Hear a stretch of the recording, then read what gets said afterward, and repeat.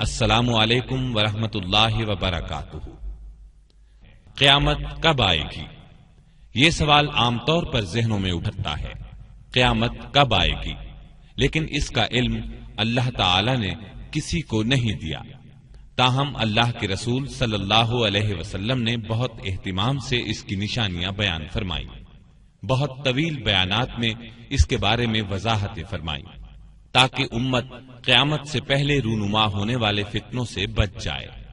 آج ضرورت اس امر کی ہے کہ یہ نشانیاں سن کر ذہن نشین کر کے ہم غور کریں کہ ان میں سے کون کون سی نشانیاں ہمارے گھر میں داخل ہو چکی ہیں، کون کون سی دروازوں پر دستک دے رہی ہیں، اور کون کون سی مستقبل قریب میں ہمارے سامنے آنے والی ہیں، اور بالکل قرب قیامت ہمیں کن بڑے فتنوں کا سامنا کرنا ہوگا یا ہماری آئندہ نسل کو کرنا ہے۔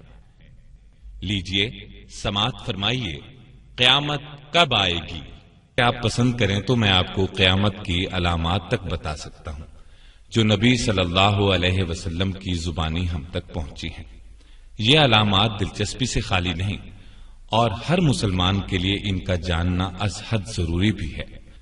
آپ صلی اللہ علیہ وسلم قیامت کی علامات اپنے صحابہ کرام کو وقتاً فوقتاً بتاتے رہتے تھے، کبھی مختصر کبھی تفصیل سے۔ آپ نے قیامت کی علامات بیان کرنے کا کس قدر اہتمام فرمایا، اس کا اندازہ مسلم شریف کی اس حدیث سے لگایا جا سکتا ہے۔ ابو زید الانصاری رضی اللہ عنہ فرماتے ہیں کہ رسول اللہ صلی اللہ علیہ وسلم نے ہمیں فجر کی نماز پڑھائی، پھر ممبر پر تشریف فرما ہوئے اور ہمارے سامنے خطبہ دیا یہاں تک کہ ظہر کا وقت ہو گیا۔ پھر آپ نے ممبر سے اتر کر ظہر کی نماز پڑھائی، پھر ممبر پر تشریف لے گئے اور ہمیں خطبہ دیتے رہے یہاں تک کہ عصر کا وقت ہو گیا۔ پھر آپ نے ممبر سے اتر کر عصر کی نماز پڑھائی، پھر ممبر پر تشریف فرما ہوئے اور خطبہ دیتے رہے یہاں تک کہ سورج غروب ہو گیا۔ آپ نے ہمیں اس خطبے میں ان اہم واقعات کی خبر دی جو ہو چکے اور جو آئندہ ہونے والے ہیں، بس ہم میں سے جس کا حافظہ زیادہ قوی تھا وہی ان تمام واقعات کو یاد رکھ سکتا تھا۔ حذیفہ رضی اللہ عنہ کی روایت کے الفاظ یہ ہیں کہ آپ صلی اللہ علیہ وسلم نے قیامت تک ہونے والا کوئی واقعہ نہیں چھوڑا جو ہمیں نہ بتایا ہو۔ جس نے یاد رکھا یاد رکھا، جو بھول گیا وہ بھول گیا۔ میرے یہ ساتھی بھی یہ بات جانتے ہیں، اور آپ صلی اللہ علیہ وسلم نے جن واقعات کی خبر دی ان میں سے جن واقعات کو میں بھول گیا، جب ان میں سے کوئی رونما ہوتا ہے تو مجھے یاد آ جاتا ہے، بالکل اسی طرح جیسے کوئی آدمی غائب ہو جائے تو اس کا چہرہ بھول جاتا ہے، لیکن جب کبھی وہ نظر آ جائے یاد آ جاتا ہے۔ غور فرمائیے وہ خطبہ کس قدر طویل تھا جس میں آپ نے قیامت کی علامات بیان فرمائی۔ اب پہلے میں آپ کے سوال کی طرف آتا ہوں۔ قرآن مجید میں اللہ تعالی ارشاد فرماتے ہیں، ان اللہ عندہ علم الساعہ، بے شک اللہ ہی کو قیامت کا علم ہے۔ ایک اور جگہ اللہ تعالی ارشاد فرماتے ہیں، یسألونک عن الساعة ایان مرساہا فیم انت من ذکراہا الی ربک منتہاہا۔ آپ سے قیامت کے بارے میں پوچھتے ہیں کہ وہ کب واقع ہوگی، آپ کو اس کے ذکر کرنے سے کیا تعلق؟ اس کے علم کی انتہا تو آپ کے رب کے پاس ہے۔ یہ تو تھا باری تعالی کا ارشاد۔ اب آپ کو اس سلسلے کی ایک حدیث سناتا ہوں۔ یہ حدیث مسلم شریف کی ہے۔ سیدنا عمر بن خطاب رضی اللہ تعالی عنہ سے روایت ہے کہ ہم ایک دن رسول اللہ صلی اللہ علیہ وسلم کی خدمت میں حاضر تھے۔ آپ صلی اللہ علیہ وسلم ہم سے خطاب فرما رہے تھے کہ اچانک سامنے سے ایک شخص نمودار ہوا۔ اس کے کپڑے نہایت سفید اور بال بہت ہی زیادہ سیاہ تھے، اور اس پر سفر کا کوئی اثر بھی معلوم نہیں ہوتا تھا۔ اس کے ساتھ یہ بات بھی تھی کہ ہم میں سے کوئی اسے جانتا بھی نہیں تھا۔ وہ حاضرین کے حلقے میں سے گزرتا ہوا رسول اللہ صلی اللہ علیہ وسلم کے سامنے دو زانو ہو کر بیٹھ گیا۔ اس نے اپنے گھٹنے رسول اللہ صلی اللہ علیہ وسلم کے گھٹنوں سے ملا دیے، اپنے ہاتھ حضور صلی اللہ علیہ وسلم کی رانوں پر رکھ دیے اور کہا، اے محمد صلی اللہ علیہ وسلم، مجھے بتائیے اسلام کیا ہے؟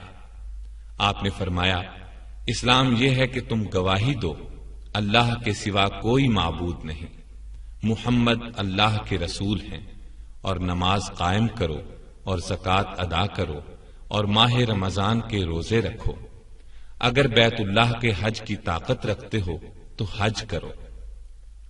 اس اجنبی نے آپ صلی اللہ علیہ وسلم کا یہ جواب سن کر کہا، آپ نے سچ کہا۔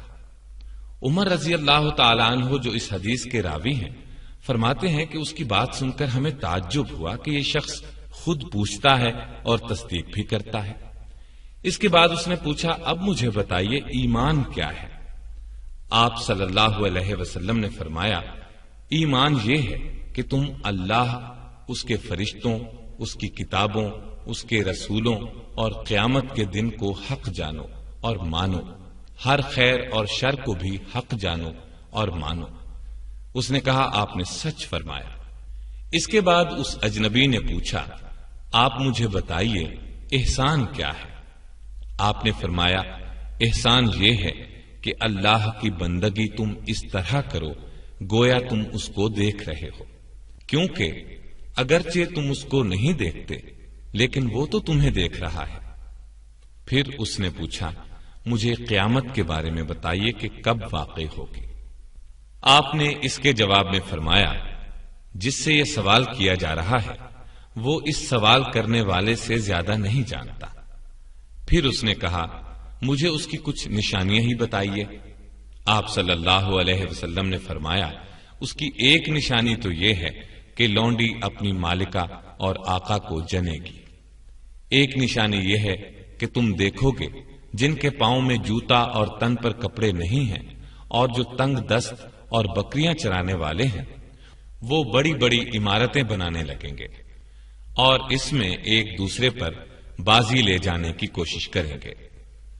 عمر رضی اللہ تعالی عنہ فرماتے ہیں کہ یہ باتیں کر کے وہ اجنبی چلا گیا۔ پھر کچھ عرصہ گزرنے پر آپ صلی اللہ علیہ وسلم نے مجھ سے فرمایا، اے عمر، کیا تم جانتے ہو وہ سوال کرنے والا کون تھا؟ میں نے عرض کیا، اللہ اور اس کا رسول ہی زیادہ جاننے والے ہیں۔ آپ صلی اللہ علیہ وسلم نے فرمایا، وہ جبریل تھے، تمہاری اس مجلس میں اسی لیے آئے تھے کہ تم لوگوں کو تمہارا دین سکھا دیں۔ یہ حدیث بخاری میں بھی ہے۔ اس میں آپ صلی اللہ علیہ وسلم نے واضح طور پر ارشاد فرما دیا کہ قیامت کا علم مجھے بھی نہیں۔ آپ صلی اللہ علیہ وسلم نے قیامت کے آثار اور نشانیاں اس قدر وضاحت سے اور کھول کھول کر بیان فرمائی ہیں کہ حیرت ہوتی ہے۔ ویسے آج کے دور میں فتنوں سے بچنے کے لیے ان نشانیوں کا جاننا ہر مسلمان کے لیے انتہائی ضروری ہے۔ قیامت دراصل سورہ اسرافیل کی اس خوفناک چیخ کا نام ہے جس سے پوری کائنات پر زلزلہ طاری ہو جائے گا۔ اس زلزلے کے ابتدائی جھٹکوں سے ہی مائیں اپنے دودھ پیتے بچوں کو بھول جائیں گی، حاملہ عورتوں کے حمل ساقط ہو جائیں گے۔ اس چیخ اور زلزلے کی شدت میں مسلسل تیزی آتی جائے گی، تمام انسان اور جانور اس سے مرنا شروع ہو جائیں گے، یہاں تک کہ زمین اور آسمان میں کوئی جاندار زندہ نہیں بچے گا۔ زمین پھٹ جائے گی، پہاڑ دھنی ہوئی اون کی طرح اڑتے پھریں گے، ستارے ٹوٹ ٹوٹ کر گریں گے، چاند اور سورج اپنی روشنی کھو بیٹھیں گے، پورا عالم گھنگھور تاریکی کی لپیٹ میں آ جائے گا، آسمان بھی ٹوٹ پھوٹ جائے گا۔ اس طرح پوری کی پوری کائنات موت کی آغوش میں جا سوئے گی۔ اس عظیم دن کی خبر تمام انبیاء کرام نے اپنی اپنی امتوں کو دی۔ نبی کریم صلی اللہ علیہ وسلم نے آ کر بتایا کہ قیامت قریب آ پہنچی اور میں اس دنیا میں اللہ کا آخری رسول ہوں۔ قرآن کریم اللہ کی آخری کتاب ہے، لیکن قیامت آئے گی کب، اس کی ٹھیک ٹھیک تاریخ تو کجا، سال اور صدی تک اللہ کے سوا کسی کو معلوم نہیں۔ یہ ایسا راز ہے جو خالق کائنات نے کسی نبی، فرشتے یا کسی اور کو نہیں بتایا۔ اللہ تعالی کا اس بارے میں یہ ارشاد ہے۔ يسألك الناس عن الساعة قل إنما علمها عند الله وما يدريك لعل الساعة تكون قريبا۔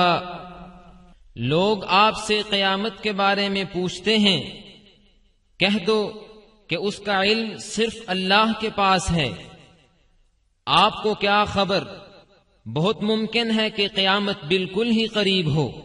اب اس سلسلے کی احادیث بیان کرتا ہوں۔ احادیث بیان کرنے کے بعد قیامت کی نشانیوں کو ایک ترتیب سے بتاؤں گا، یعنی زمانے کے لحاظ سے بیان کروں گا تاکہ یہ بات ذہن میں آ جائے کہ کون کون سی نشانیاں پہلے نظر آئیں گی، کون سی اس کے بعد۔ بخاری کی حدیث ہے، ابو ہریرہ رضی اللہ عنہ کا بیان ہے کہ رسول اللہ صلی اللہ علیہ وسلم نے فرمایا، قیامت اس وقت تک قائم نہیں ہوگی جب تک کہ تم ترکوں سے جنگ نہ کر لو۔ ان کی آنکھیں چھوٹی، چہرے سرخ اور ناکیں چھوٹی اور چپٹی ہوں گی۔ ان کے چہرے ایسی ڈھال کی مانند ہوں گے جن پر تہ بتہ چمڑا چڑھا دیا گیا ہو، اور قیامت نہیں آئے گی یہاں تک کہ تم ایسی قوم سے جنگ نہ کر لو جن کے جوتے بالوں کے ہوں گے۔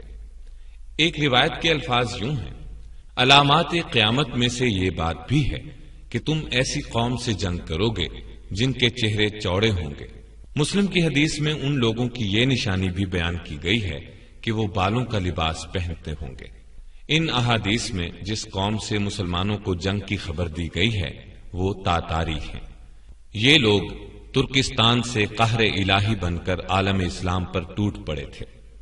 اس قوم کی جتنی تفصیلات نبی صلی اللہ علیہ وسلم نے بیان فرمائی تھی وہ سب حرف بحرف دیکھنے میں آئیں۔ یہ فتنہ 656 ہجری میں عروج پر پہنچا، جبکہ تاتاریوں کے ہاتھوں بغداد تباہ ہوا۔ انہوں نے بنو عباس کے آخری خلیفہ مستعصم کو قتل کر ڈالا اور عالم اسلام کے بیشتر ممالک تہس نہس کر دیے۔ مسلم شریف کی شرح لکھنے والے امام نووی رحمہ اللہ نے وہ دور اپنی آنکھوں سے دیکھا ہے، کیونکہ ان کی ولادت 621 ہجری میں اور وفات 676 ہجری میں ہوئی۔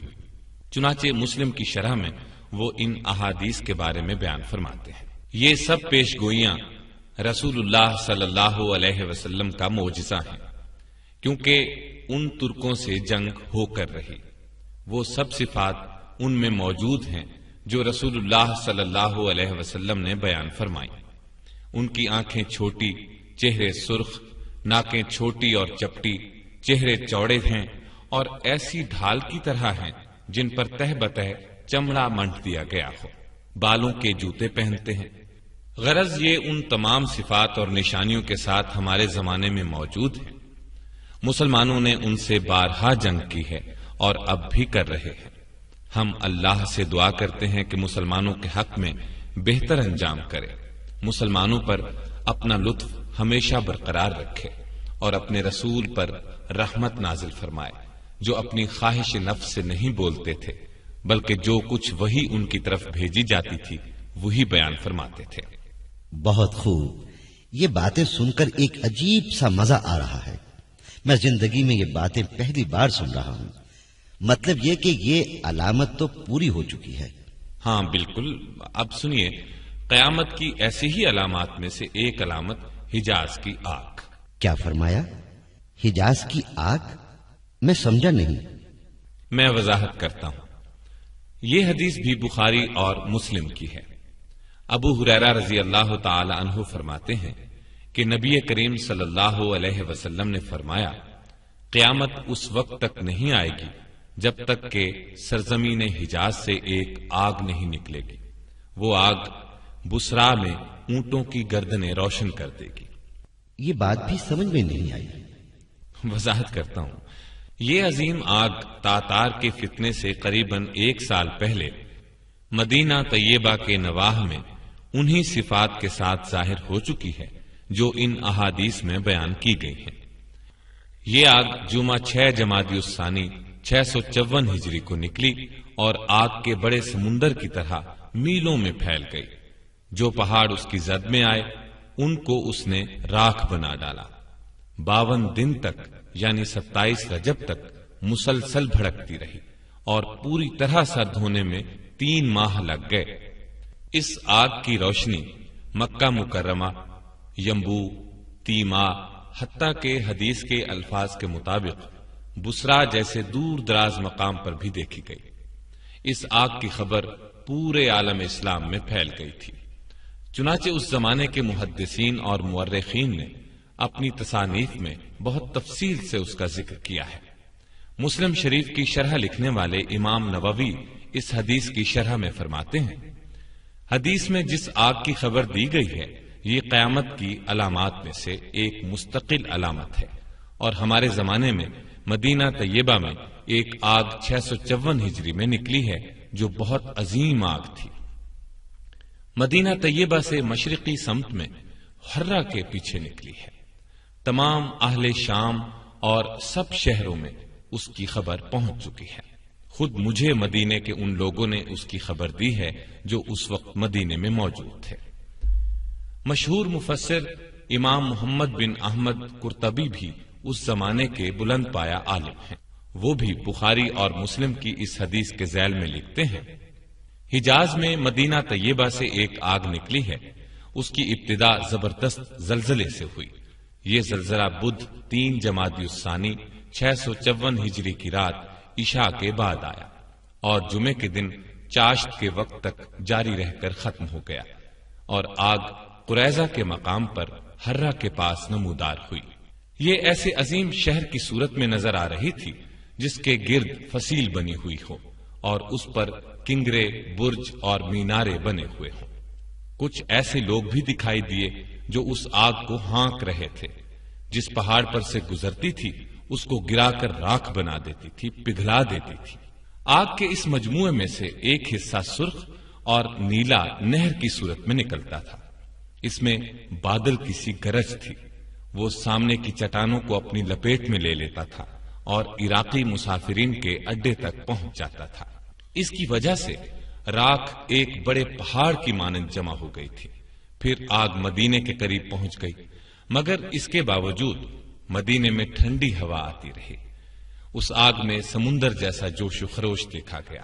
میرے ایک ساتھی نے مجھے بتایا کہ میں نے اس آگ کو 5 دن کے فاصلے سے فضا میں بلند ہوتے دیکھا، اور میں نے سنا ہے وہ مکے اور بصرا کے پہاڑوں سے بھی دیکھی گئی ہے۔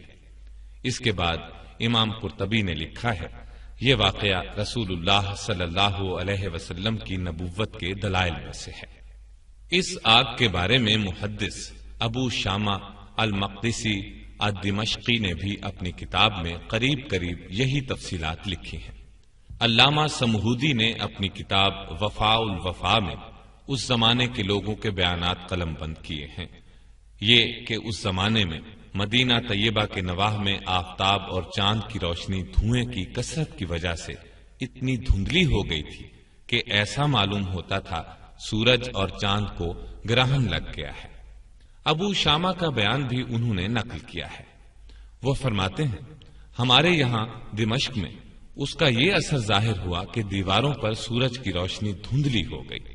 ہم حیران تھے کہ اس کا کیا سبب ہے، یہاں تک کہ ہمیں اس آگ کی خبر پہنچ گئی۔ اسی زمانے کے ایک بزرگ علامہ قطب الدین قسطلانی ہیں۔ جب آگ لگی تو یہ مکہ میں تھے۔ انہوں نے اس آگ کی تحقیق میں بڑی تگ و دو کی، یہاں تک کہ اس پر ایک کتاب لکھی۔ اس میں عینی گواہوں کے بیانات قلم بند کیے۔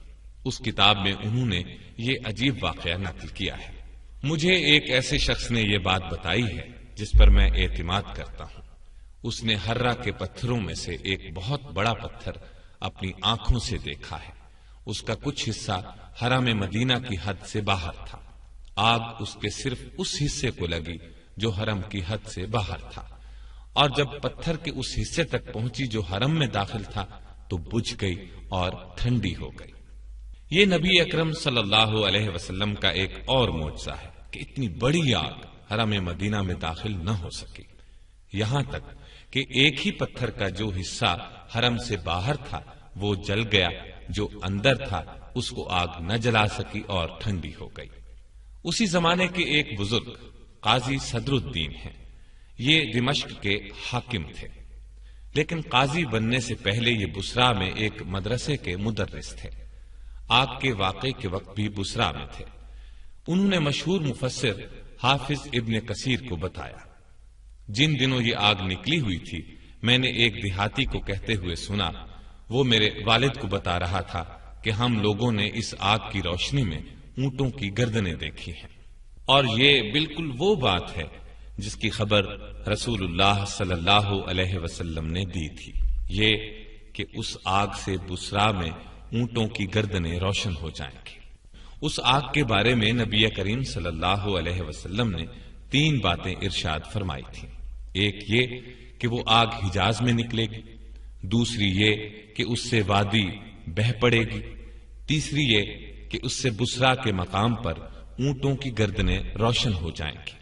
یہ باتیں حرف بحرف صحیح ثابت ہوئیں۔ غرض یہ اللہ کے رسول صلی اللہ علیہ وسلم کے ایسے معجزات ہیں جو آپ کے وصال کے صدیوں بعد ظاہر ہوئے، اور آئندہ بھی جن واقعات کی خبر آپ نے دی ہے بلا شبہ وہ بھی ایک ایک کر کے سامنے آتے جائیں گے اور نبی صلی اللہ علیہ وسلم کی صداقت کی دلیل بنیں گے۔ اب آپ کو چند احادیث سناتا ہوں جن میں نبی صلی اللہ علیہ وسلم نے قیامت کی علامات بیان فرمائی ہیں۔ ان احادیث میں صرف وہ حصے سناؤں گا جن کا تعلق قیامت کی علامات سے ہے۔ سمرہ بن جندب رضی اللہ تعالی عنہ نے اپنے ایک خطبے کے دوران ایک طویل حدیث بیان کی جس میں انہوں نے فرمایا کہ پھر رسول اللہ صلی اللہ علیہ وسلم نے نماز کسوف سے فارغ ہو کر اللہ کی حمد بیان کی، کلمہ شہادت پڑھا، پھر فرمایا، اے لوگو، میں بشر ہوں اور اللہ کا رسول ہوں۔ اللہ کی قسم، جب تک 30 کذاب یعنی جھوٹے نبی پیدا نہیں ہوں گے قیامت نہیں آئے گی۔ ان میں آخری کذاب کانا دجال ہوگا۔ جابر بن عبداللہ الانصاری رضی اللہ عنہ کا بیان ہے کہ میں نے رسول اللہ صلی اللہ علیہ وسلم کو یہ فرماتے ہوئے سنا ہے کہ میری امت میں ایک جماعت قیامت تک حق کی سربلندی کے لیے لڑتی رہے گی، یہاں تک کہ عیسیٰ ابن مریم نازل ہوں گے۔ اس جماعت کا امیر ان سے کہے گا، آئیے نماز پڑھائیے۔ عیسیٰ علیہ السلام فرمائیں گے، نہیں، اللہ نے اس امت کو اعزاز بخشا ہے، اس لیے تم ہی میں سے بعض کے امیر ہیں۔ یہ حدیث صحیح مسلم کی ہے۔ اسی جیسی ایک حدیث صحیح بخاری سے سناتا ہوں۔ ابو ہریرہ رضی اللہ تعالی عنہ سے روایت ہے کہ رسول اللہ صلی اللہ علیہ وسلم نے فرمایا، قسم ہے اس ذات کی جس کے قبضے میں میری جان ہے، وہ وقت ضرور آئے گا جب تم میں عیسیٰ ابن مریم حاکم عادل کی حیثیت سے نازل ہوں گے، صلیب کو توڑیں گے یعنی صلیب پرستی ختم کر دیں گے، خنزیر کو قتل کریں گے، جنگ کا خاتمہ کر دیں گے، مال و دولت کی ایسی فراوانی ہوگی کہ کوئی اس کو قبول نہیں کرے گا، لوگ ایسے دیندار ہو جائیں گے کہ ان کے نزدیک ایک سجدہ دنیا و ما فیہا سے بہتر ہوگا۔ اسی طرح ایک اور حدیث صحیح مسلم سے سناتا ہوں۔ حذیفہ بن اسید غفاری رضی اللہ عنہ سے روایت ہے کہ رسول اللہ صلی اللہ علیہ وسلم نے ہماری طرف دیکھا، ہم آپس میں ذکر کر رہے تھے، چنانچہ آپ صلی اللہ علیہ وسلم نے پوچھا، کس بات کا ذکر کر رہے تھے؟ ہم نے بتایا، ہم قیامت کا ذکر کر رہے تھے۔ یہ سن کر آپ صلی اللہ علیہ وسلم نے فرمایا، قیامت اس وقت تک ہرگز نہیں آئے گی جب تک تم 10 علامات نہ دیکھ لو گے: دھواں، دابت الارض، دجال، سورج کا مغرب سے طلوع ہونا، عیسیٰ ابن مریم کا نازل ہونا، یاجوج ماجوج کا آنا، زمین میں دھنسنے کے 3 واقعات ہوں گے، ایک مشرق میں، ایک مغرب میں، ایک جزیرہ عرب میں۔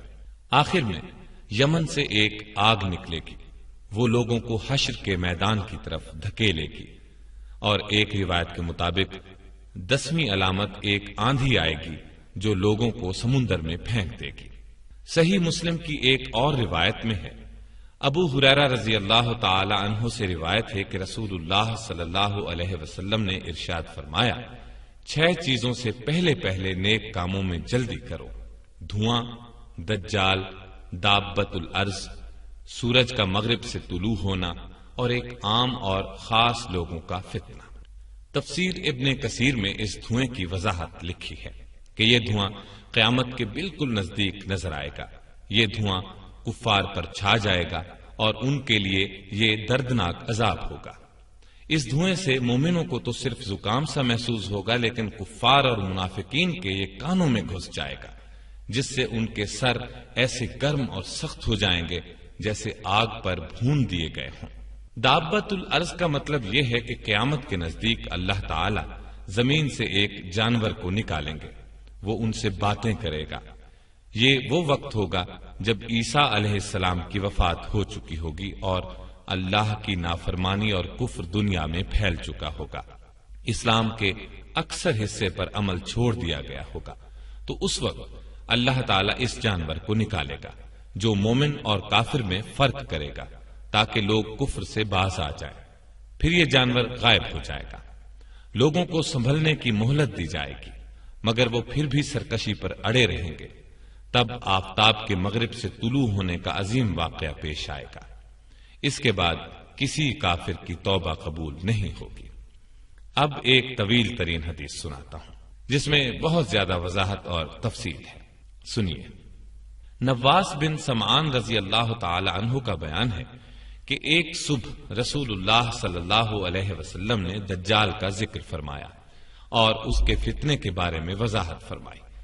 اس بیان کو سن کر خوف کی وجہ سے ہمیں یوں لگا جیسے دجال قریبی نخلستان میں موجود ہو۔ ہم اس وقت تو رسول اللہ صلی اللہ علیہ وسلم کے پاس سے چلے گئے، لیکن شام کو جب نبی صلی اللہ علیہ وسلم کی خدمت میں حاضر ہوئے تو آپ صلی اللہ علیہ وسلم نے خوف کی حالت کو بھانپ لیا اور پوچھا، تمہیں کیا ہوا؟ ہم نے کہا، اے اللہ کے رسول، آپ نے صبح دجال کا ذکر فرمایا تھا، بس ہمیں ایسا محسوس ہونے لگا ہے جیسے دجال قریبی نخلستان میں موجود ہو۔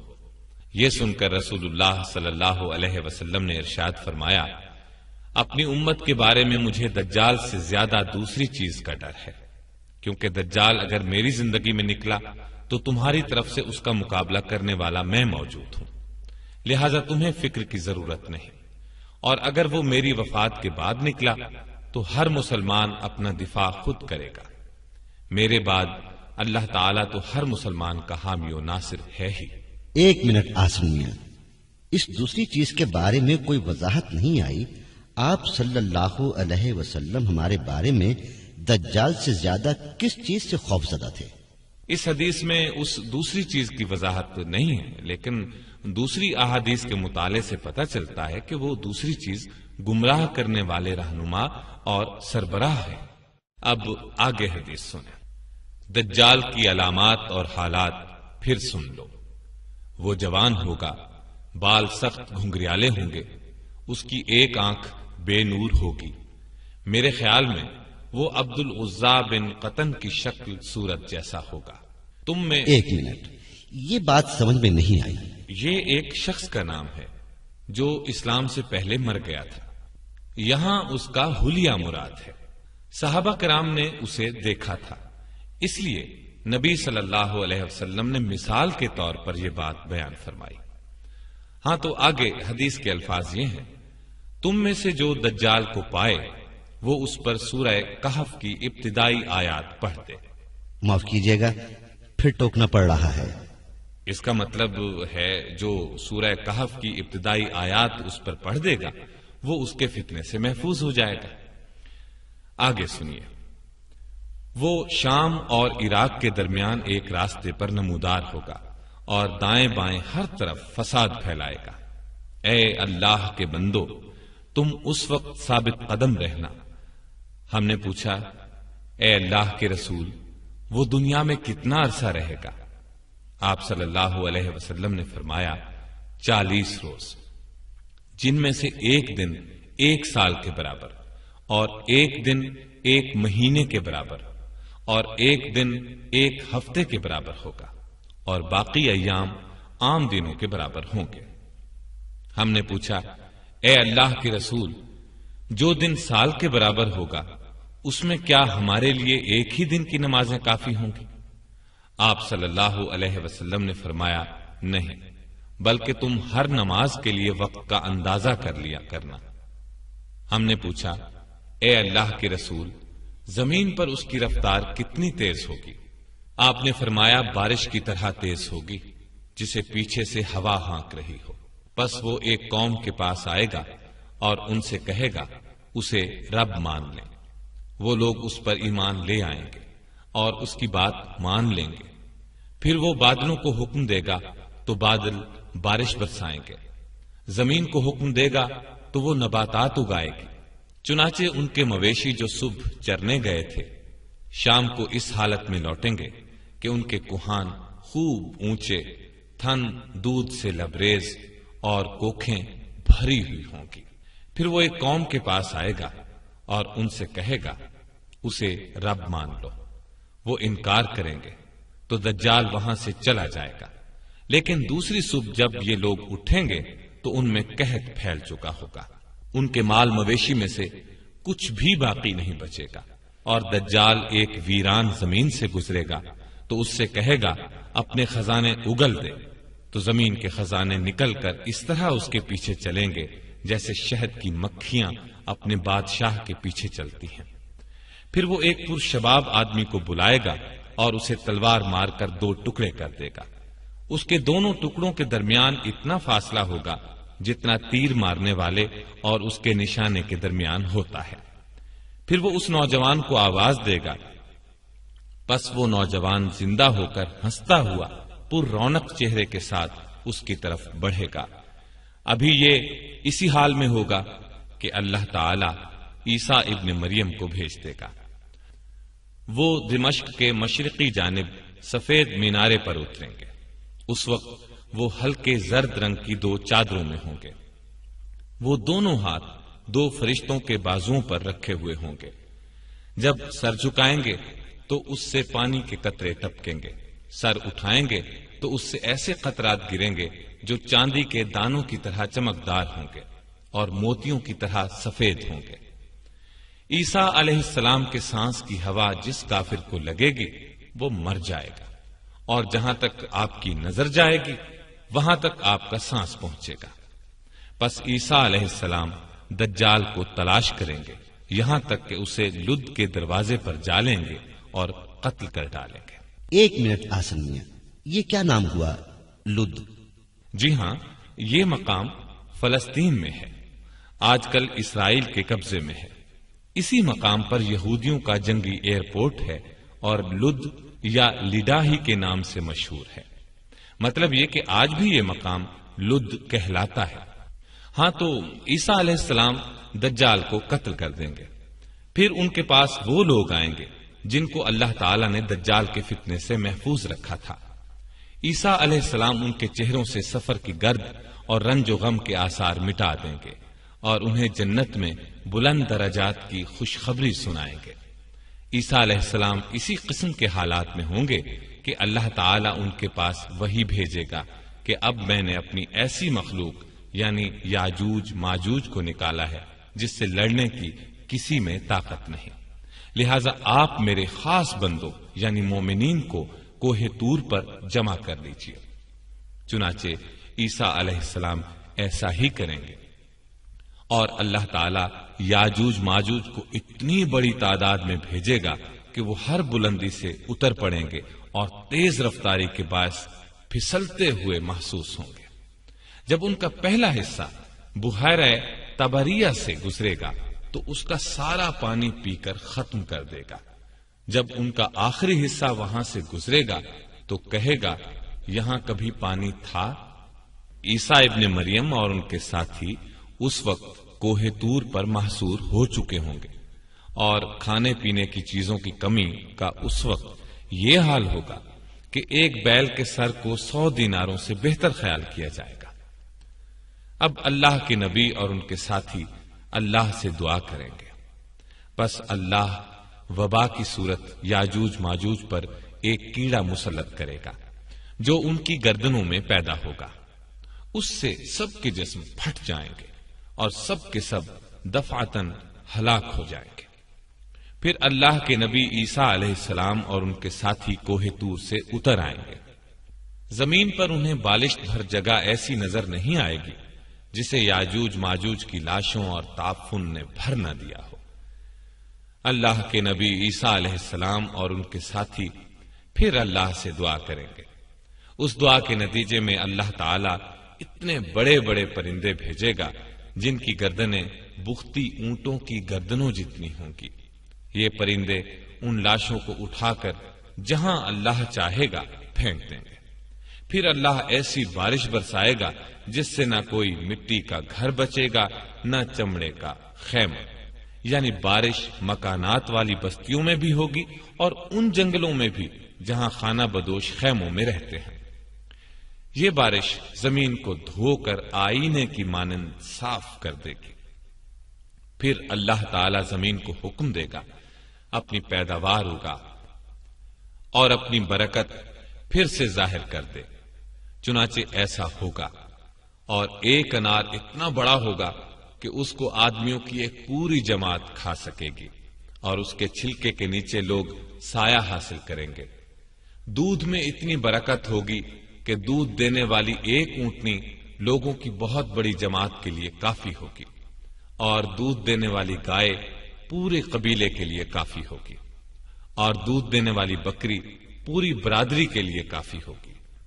لوگ اسی حال میں ہوں گے کہ اللہ ایک خوشگوار ہوا بھیج دے گا جو ان کی بغلوں کے زیریں حصے میں اثر انداز ہو کر ہر مومن اور مسلمان کی روح قبض کرنے کا سبب بن جائے گی، اور دنیا میں صرف بدترین لوگ باقی رہ جائیں گے جو گدھوں کی طرح کھلم کھلا زنا کریں گے۔ چنانچہ قیامت انہی بدترین لوگوں پر آئے گی۔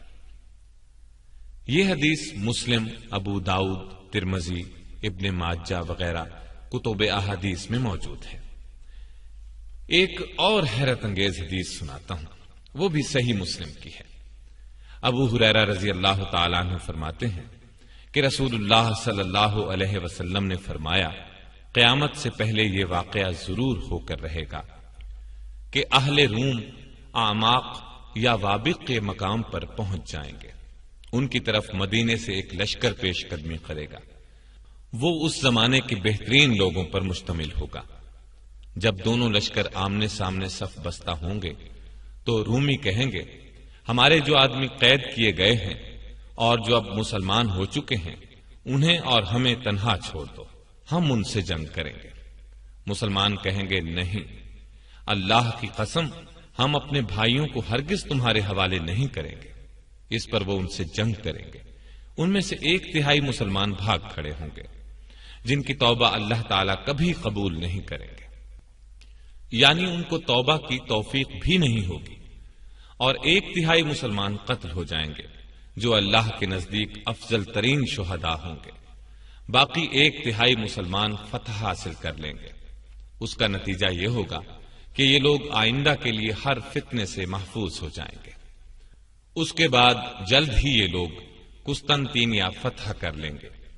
یہ لوگ اپنی تلواریں زیتون کے درختوں پر لٹکا کر ابھی مال غنیمت لوٹ رہے ہوں گے کہ شیطان چیخ کر یہ آواز لگائے گا کہ دجال تمہارے پیچھے بستیوں میں گھس آیا ہے۔ یہ سنتے ہی یہ لشکر دجال کا مقابلہ کرنے کے لیے قسطنطینیہ سے روانہ ہو جائے گا، اور یہ خبر اگرچہ غلط ہوگی، لیکن جب یہ لوگ شام پہنچیں گے تو دجال واقعی نکل آئے گا۔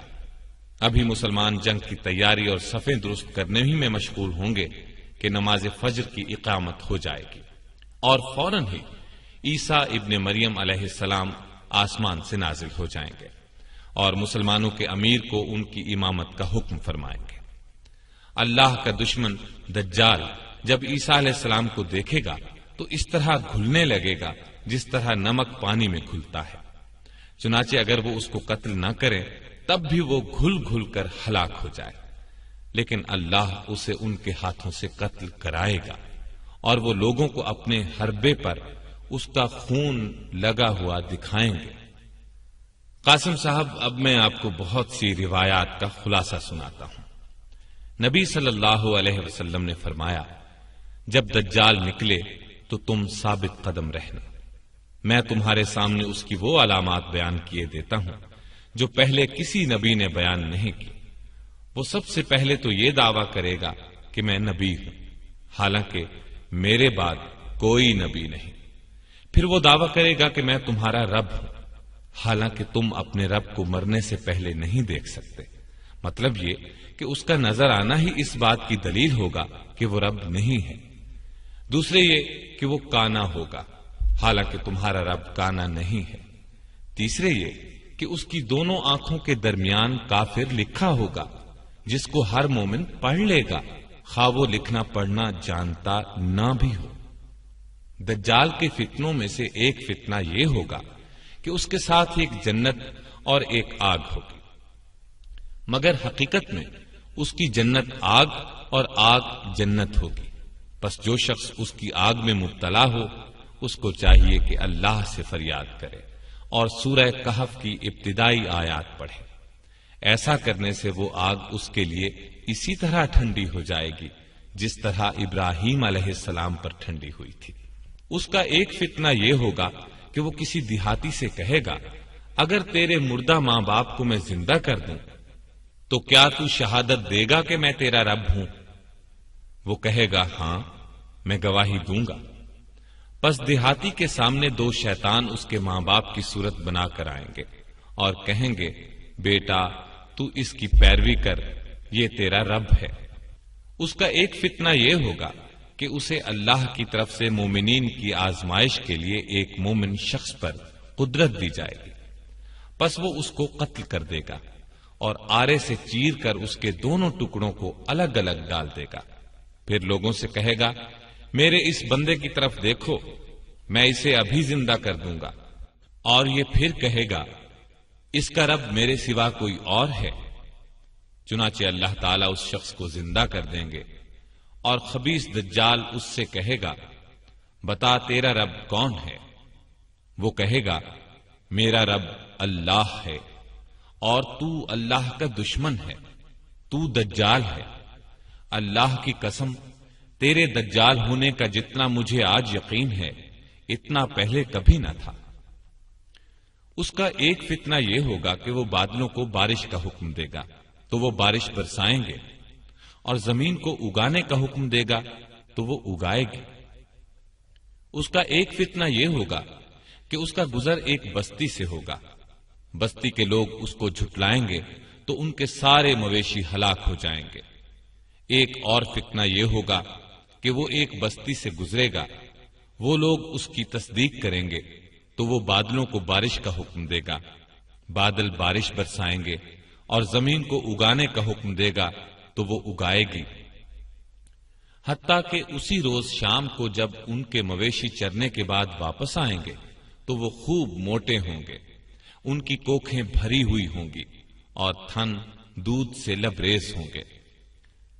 مکے اور مدینے کے علاوہ زمین کا کوئی حصہ ایسا نہیں ہوگا جو اس کے پاؤں کے نیچے نہ آیا ہوگا اور جس پر اس کا ظہور نہ ہوا ہو۔ البتہ جس درے سے بھی وہ مکے یا مدینے میں داخل ہونا چاہے گا، فرشتے ننگی تلواریں لے کر اس کے سامنے آ جائیں گے اور وہ آگے بڑھنے کی جرات نہ کر سکے گا۔ چنانچہ وہ کھاری زمین کے کنارے سرخ ٹیلے پر پڑاؤ ڈال دے گا۔ اب مدینہ طیبہ میں 3 زلزلے آئیں گے جن کے باعث ہر منافق مرد اور عورت مدینے سے نکل کر دجال سے جا ملے گا۔ ان زلزلوں کے ذریعے مدینہ طیبہ منافقوں کی گندگی کو اپنے سے اس طرح نکال باہر کرے گا جیسے لوہار کی دھونکنی لوہے کا زنگ دور کر دیتی ہے۔ اسی لیے اس دن کو یوم نجات کہا جائے گا۔ یہ حالات سن کر ایک صحابیہ ام شریک رضی اللہ عنہا نے دریافت کیا، اے اللہ کے رسول، اس زمانے میں عرب کہاں ہوں گے؟ یعنی عربوں کے ہوتے ہوئے دجال اس قدر فتنہ کس طرح بپا کرے گا؟ آپ صلی اللہ علیہ وسلم نے فرمایا، عرب اس زمانے میں تھوڑے ہوں گے اور ان میں سے اکثر بیت المقدس میں ہوں گے۔ ان کا امام ایک صالح مرد ہوگا، یعنی امام مہدی۔ ایک دن یہ واقعہ ہوگا کہ کہ ان کا امام صبح کی نماز پڑھانے کے لیے آگے بڑھا ہی ہوگا کہ ان میں عیسیٰ ابن مریم علیہ السلام نازل ہو جائیں گے۔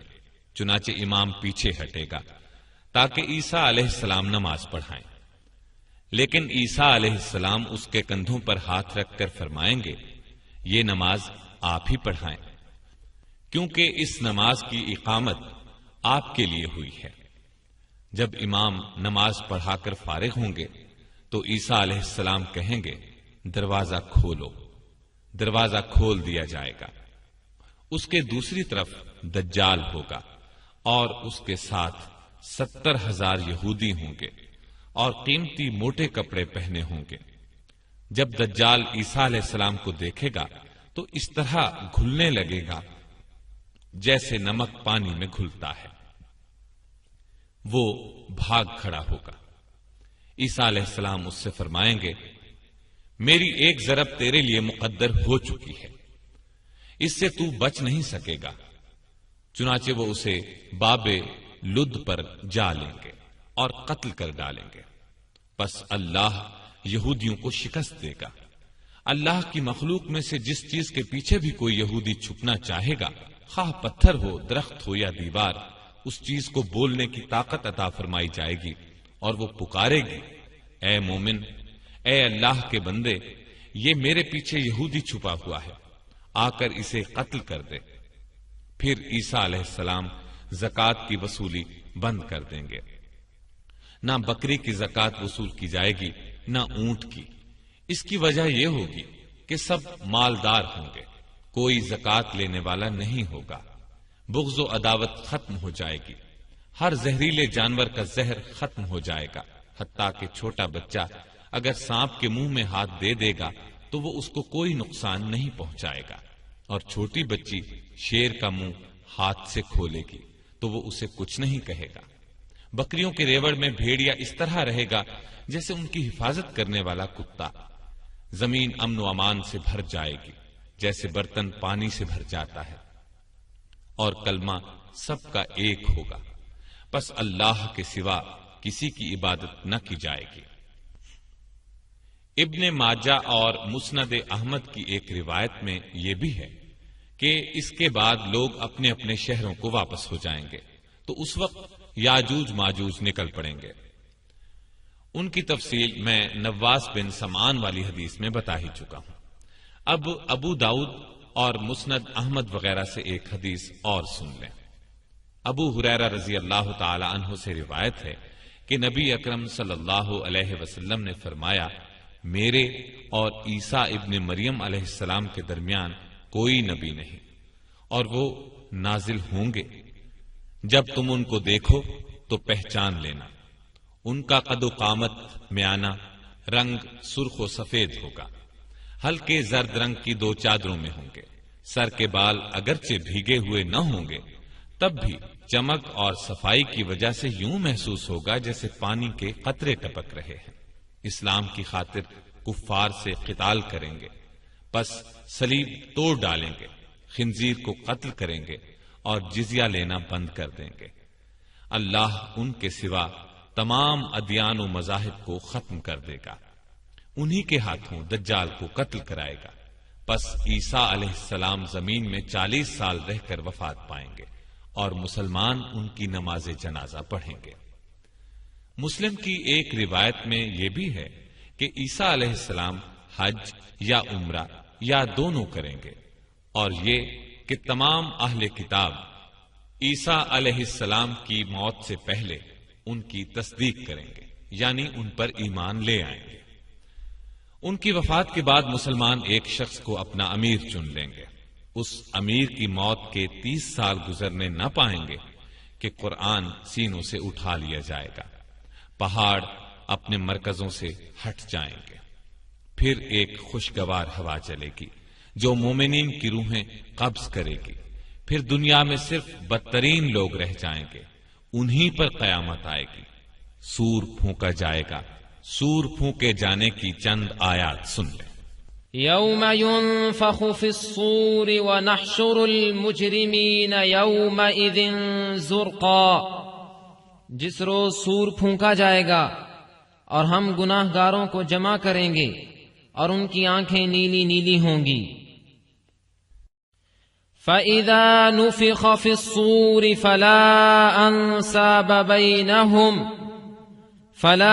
أَنْسَابَ بَيْنَهُمْ يَوْمَئِذٍ وَلَا يَتَسَاءَلُونَ۔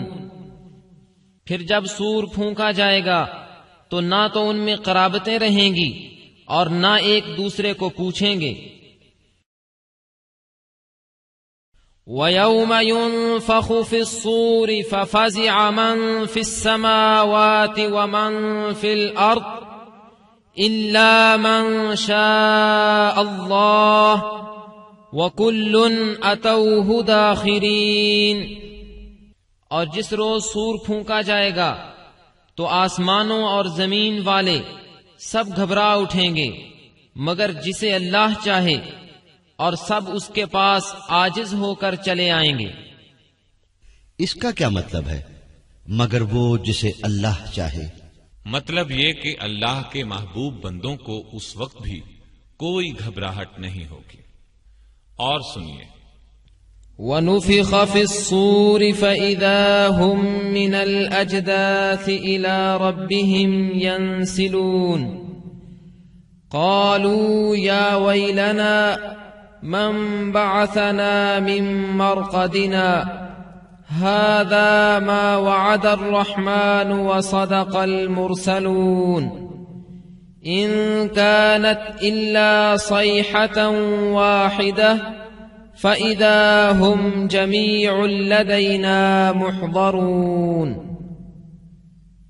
اور سور کے پھونکے جاتے ہی سب کے سب اپنی قبروں سے اپنے پروردگار کی طرف تیز تیز چلنے لگیں گے، کہیں گے ہائے ہائے، ہمیں ہماری خوابگاہوں سے کس نے اٹھا دیا؟ یہی ہے جس کا وعدہ رحمان نے دیا تھا اور رسولوں نے سچ سچ کہہ دیا تھا۔ یہ صرف ایک زور کی آواز ہوگی اور سب کے سب ہمارے روبرو حاضر کر دیے جائیں گے۔ وَنُفِخَ فِي الصُّورِ فَصَعِقَ مَن فِي السَّمَاوَاتِ وَمَن فِي الْأَرْضِ إِلَّا مَن شَاءَ اللَّهُ ثُمَّ نُفِخَ فِيهِ أُخْرَى فَإِذَا هُمْ قِيَامٌ يَنظُرُونَ۔ اور سور پھونکا جائے گا تو آسمانوں اور زمین والے سب بے ہوش ہو کر گر پڑیں گے مگر جسے اللہ چاہے۔ پھر دوسری مرتبہ سور پھونکا جائے گا تو فوراً سب کھڑے ہو کر دیکھنے لگیں گے۔ فَإِذَا نُفِخَ فِي الصُّورِ نَفْخَةٌ وَاحِدَةٌ وَحُمِلَتِ الْأَرْضُ وَالْجِبَالُ فَدُكَّتَا دَكَّةً وَاحِدَةً فَيَوْمَئِذٍ وَقَعَتِ الْوَاقِعَةُ۔ جب سور میں ایک پھونک مار دی جائے گی اور زمین اور پہاڑ اٹھا لیے جائیں گے، پھر ایک ہی چوٹ میں ریزہ ریزہ کر دیے جائیں گے، تو اس روز واقع ہونے والی واقع ہو جائے گی، یعنی قیامت۔ نبی اکرم صلی اللہ علیہ وسلم سے پوچھا گیا، سور کیا چیز ہے؟ آپ نے فرمایا، وہ قرن ہے جو پھونکا جائے گا۔ حدیث میں ہے کہ اس کا دائرہ آسمانوں اور زمینوں کے بقدر ہے۔ اسرافیل اس میں پھونکیں گے۔ ایک روایت میں ہے کہ آپ صلی اللہ علیہ وسلم نے ارشاد فرمایا، میں کیسے آرام حاصل کروں، حالانکہ سور پھونکنے والے فرشتے نے سور کا لقمہ بنا لیا ہے، یعنی اس پر منہ رکھ دیا ہے، پیشانی جھکا دی ہے اور انتظار میں ہے کہ کب حکم دیا جائے۔ نبی اکرم صلی اللہ علیہ وسلم نے فرمایا، اس وقت لوگوں کا یہ حشر ہوگا، مارے گھبراہٹ کے آنکھیں کیری ہو رہی ہوں گی، ایک دوسرے سے چپکے چپکے کہہ رہے ہوں گے، دنیا میں تو ہم بہت ہی کم رہے، زیادہ سے زیادہ 10 دن رہے ہوں گے۔ اللہ ان کی اس پوشیدہ بات چیت کو بھی بخوبی جانتے ہیں۔ ان میں سے ایک عاقل اور کامل آدمی کہے گا، 10 دن بھی کہاں، ہم تو صرف ایک ہی دن دنیا میں ٹھہرے۔ غرض کفار کو دنیا کی زندگی ایک خواب معلوم ہوگی۔ اس وقت وہ قسمیں کھا کھا کر کہیں گے کہ ہم تو دنیا میں بس ایک گھڑی ہی ٹھہرے۔ سورہ طٰہٰ کی آیت کی یہ تفسیر ابن کثیر میں ہے۔ اب میں اپنی بات کو لپیٹتا ہوں، ترتیب سے واقعات بیان کرنے کی کوشش کروں گا، یعنی زمانے کے اعتبار سے ان کو ترتیب دینے کی کوشش کروں گا، تاکہ اس بات کی وضاحت ہو جائے کہ کون سا واقعہ پہلے اور کون سا اس کے بعد پیش آئے گا۔ قیامت کی بڑی بڑی علامات میں سرزمین حجاز سے آگ کا نکلنا یہ واقعہ پیش آ چکا ہے۔ اس طرح فتنہ تاتار بپا ہو چکا، گھر گھر سے گانے بجانے کی آوازیں ہم سن رہے ہیں، بے حیائی عام ہم آنکھوں سے دیکھ رہے ہیں، والدین کی نافرمانی کوئی ڈھکی چھپی بات نہیں، باپ کے مقابلے میں لوگ دوستوں کو ترجیح دیتے ہیں، یہ بھی اب عام بات ہے۔ میں تو اب ان علامات کو ترتیب بار بیان کروں گا جن کو ابھی معرض وجود میں آنا ہے، لیکن ان میں سے عام علامات جو اب دیکھنے میں آ رہی ہیں بتاتا چلوں۔ یہ مختلف احادیث میں موجود ہیں، یہاں ان کو جمع کر رہا ہوں۔ یہ تمام نبی اکرم صلی اللہ علیہ وسلم کے ارشادات ہیں۔ لوگوں پر ایک ایسا زمانہ آئے گا کہ دین پر قائم رہنے والے کی حالت اس شخص کی طرح ہوگی جس نے انگارے کو مٹھی میں پکڑ رکھا ہو۔ دنیاوی اعتبار سے سب سے نصیب والا وہ ہوگا جو خود بھی کمینہ اور اس کا باپ بھی کمینہ ہو۔ لیڈر بہت اور امانت دار کم ہوں گے، قبیلوں اور قوموں کے لیڈر منافق، رذیل ترین اور فاسق ہوں گے، بازاروں کے رئیس تاجر ہوں گے، پولیس کی کثرت ہوگی، وہ ظالموں کی پشت پناہی کرے گی، بڑے بڑے عہدے نااہلوں کو ملیں گے، لڑکے حکومت کرنے لگیں گے، تجارت بہت زیادہ پھیل جائے گی، یہاں تک کہ تجارت میں عورت اپنے شوہر کا ہاتھ بٹائے گی، ناپ تول میں کمی کی جائے گی، لکھنے کا رواج بہت بڑھ جائے گا، مگر تعلیم صرف دنیا کے لیے حاصل کی جائے گی، قرآن کو گانے بجانے کا آلہ بنا لیا جائے گا، یعنی گا گا کر پڑھیں گے، ریا، شہرت اور مالی فائدے کے لیے قرآن کو گا گا کر پڑھنے والوں کی کثرت ہوگی، فقہا کی قلت ہوگی، علماء کو قتل کیا جائے گا، ان پر ایسا وقت آئے گا کہ وہ سرخ سونے سے زیادہ اپنی موت کو پسند کریں گے۔